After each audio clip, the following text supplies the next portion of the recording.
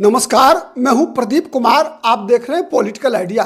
Political idea के आज के इस अंक में आप सभी दर्शकों का बहुत बहुत स्वागत है। मित्रों, बिहार में विधानसभा चुनाव की प्रक्रिया अब अपनी चरम पर पहुंच चुकी है। चुनाव प्रचार जबरदस्त चल रहा है। भारतीय जनता पार्टी की तरफ से प्रधानमंत्री का दौरा हो चुका है।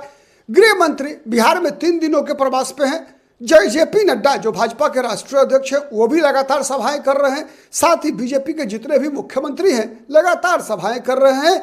और वही महागठबंधन भी अपने पूरे परवान पे पूरी ताकत लगा चुकी है चुनाव प्रचार अभियान चलाने में।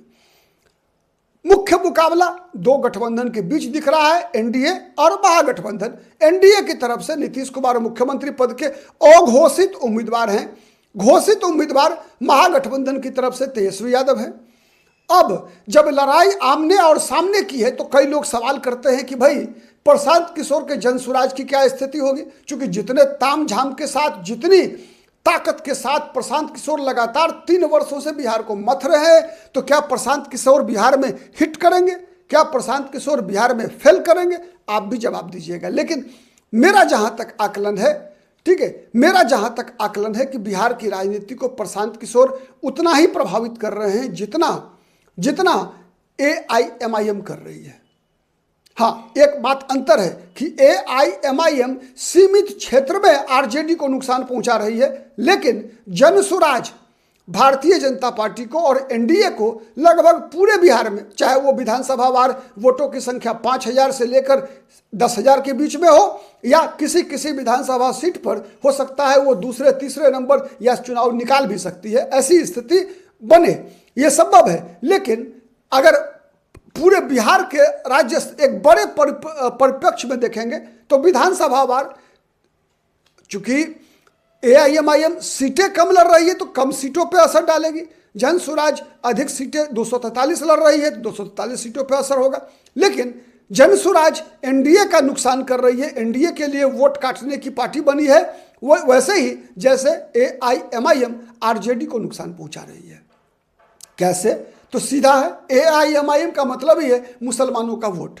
और मुसलमानों के मुद्दे क्या है? मुसलमान का मुद्दा बिहार के विधानसभा चुनाव में केवल एक है, प्रतिनिधित्व का, रिप्रेजेंटेशन का, कि क्या मुसलमानों की आबादी के अनुसार बिहार के विधानसभा में, बिहार के मंत्रिमंडल में, या फिर लोकसभा में, या फिर राज्यसभा में, या बिहार विधान परिषद में जो भी पार्टियां, जो भी सेकुलर दल दावा करती है कि मुसलमान उसके हैं और वो मुसलमान के हैं, तो क्या वो मुसलमानों को प्रतिनिधित्व भी देते हैं? आरजेडी की बात होती है। इसलिए मैं कह रहा हूं कि एआईएमआईएम आरजेडी को नुकसान पहुंचाएगी, इसलिए कि आरजेडी का बेस वोट ही है एम जोड़ वाई से भी पहले एम। वाई ने 2014 के बाद वाई के एक बड़े वर्ग के अंदर हिंदूकरण हुआ है। नरेंद्र मोदी के उदय के बाद हिंदुत्व का प्रभाव यादवों पर भी पड़ा है। और लेकिन मुसलमान तो एक टांग पे खड़ा रहा आरजेडी के लिए। आरजेडी से अब 2 चुनाव से विरक्ति हुई है मुसलमानों की भी, क्योंकि मुसलमानों को लगता है कि आरजेडी अब मुसलमानों को ठग रही है। तो ये जो समस्या है, जिस कारण से जहां भी एआईएमआईएम के उम्मीदवार आपको दिखेंगे वहां निश्चित मान के चलिए कि तेजस्वी यादव का इस बार नुकसान होना है। भले ही किसी विधानसभा सीट पर 5000 वोट का नुकसान हो, और सीमांचल के कई ऐसे विधानसभा सीट हैं, कम से कम 7 विधानसभा सीट इस बार ऐसे हैं जहां एआईएमआईएम चुनाव जीत सकती है।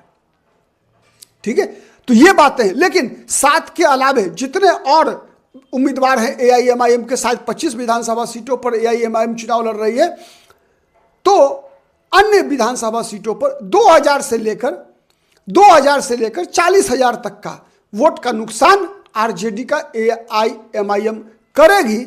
इस बात की पूरी गारंटी मैं दे सकता हूं। ठीक है, वही हाल जनसुराज करने वाला है भारतीय जनता पार्टी का। आप मानकर चलिए कि जनसुराज के पास 2 तरह के वोट हैं। 2 तरह के वोट है। मेरे विश्लेषण से कितने आप सहमत हैं कमेंट करके जरूर बताइएगा।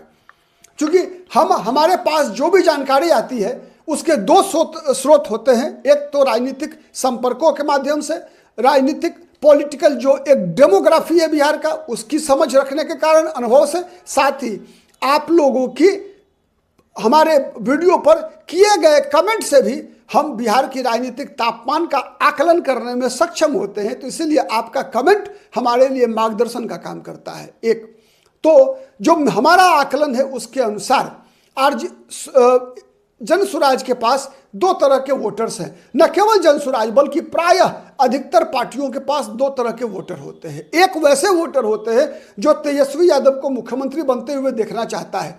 उम्मीदवार कोई भी हो, आरजेडी को वोट देगा, तेजस्वी यादव के समर्थक दलों को वोट देगा, इसलिए देगा कि वो तेजस्वी यादव को मुख्यमंत्री बनाना चाहता है।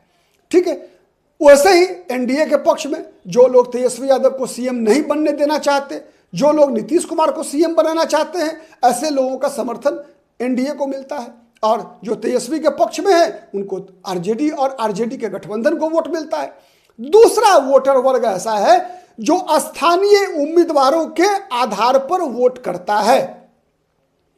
अगर कई विधानसभा क्षेत्र ऐसे हैं, जैसा मैंने कई बार बताया है, अगर विधानसभा में क्षेत्र में अगर यादव जाति का उम्मीदवार चुनाव लड़ रहा है तो वहां यादव जाति के मतदाता यादव जाति के उम्मीदवार को वोट डालते हैं, न कि अगर वो उम्मीदवार बीजेपी का है तो बीजेपी को देंगे वोट 60% यादव, 40% तेजस्वी यादव को। और ये चीजें प्रायः हर जाति में कम या ज्यादा यही पैटर्न है। तो वैसे ही जनसुराज के उम्मीदवारों को जो वोट मिलेगा उसमें, क्योंकि अगर बड़ी पार्टियों में देखेंगे तो बड़ी पार्टियों में क्या होता है ना कि बड़ी पार्टियों में पार्टी का वोट ज्यादा होता है, उम्मीदवार का वोट कम होता है।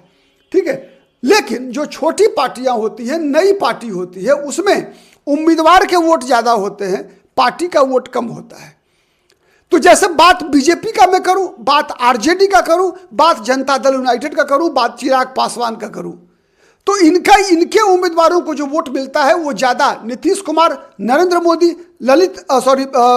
तेजस्वी यादव, चिराग पासवान के नाम पर मिलता है, नीतीश कुमार के नाम पर मिलता है। उम्मीदवार के नाम पर कम वोट मिलता है।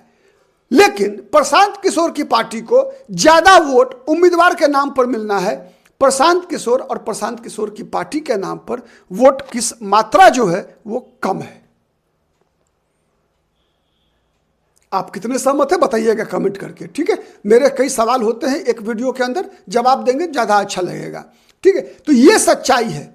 अभी ऐसी स्थिति प्रशांत किशोर इस चुनाव में बनाते हुए नहीं दिख रहे कि प्रशांत किशोर के मुद्दों के आधार पर, प्रशांत किशोर के नाम पर या जनसुराज के नाम पर लोग अधिक मतदान करें। बीजेपी के कई बार उम्मीदवारों को आपने देखा होगा कि उम्मीदवार को हिंदुत्व के नाम पर, नरेंद्र मोदी के नाम पर लोग वोट डालते हैं। उम्मीदवार को कहते हैं कि अरे उम्मीदवार तो घटिया है, छोड़ो ना, मोदी के नाम पे बीजेपी को डाल दो। उम्मीदवार घटिया है, तेजस्वी यादव को मुख्यमंत्री बनाना है तो तेजस्वी के नाम पे वोट डालना है। तो ये सोच होती है। लेकिन अभी ऐसे लोग कम हैं जो प्रशांत किशोर को मुख्यमंत्री बनाना चाहते हैं, इसलिए वोट करें प्रशांत किशोर को। ऐसे लोगों की संख्या है, ऐसा नहीं है कि नहीं है। प्रशांत किशोर ने 3 साल में काफी मेहनत किया है ऐसे लोग, लेकिन उनकी संख्या कम है। ज्यादा वोट मिलेगा स्थानीय कारण से, स्थानीय उम्मीदवारों के कारण, ये अब तक दिख रहा है। तो इसीलिए मैंने कहा कि एनडीए को प्रशांत किशोर उतना नुकसान पहुंचा रहे हैं जैसे एआईएमआईएम तेजस्वी यादव को नुकसान पहुंचा रहा है। क्योंकि तेजस्वी यादव, एआईएमआईएम कम सीटों पे लड़ रही है तो कम सीटों पे नुकसान पहुंचाएगी, जनसुराज ज्यादा सीटों पे लड़ रही है तो बीजेपी और एनडीए को ज्यादा सीटों पे नुकसान पहुंचाएगी। ये स्पष्ट दिख रहा है। आप कितने सहमत हैं बताइएगा। आज के लिए इतना ही। बहुत बहुत धन्यवाद। नमस्कार, जय हिंद।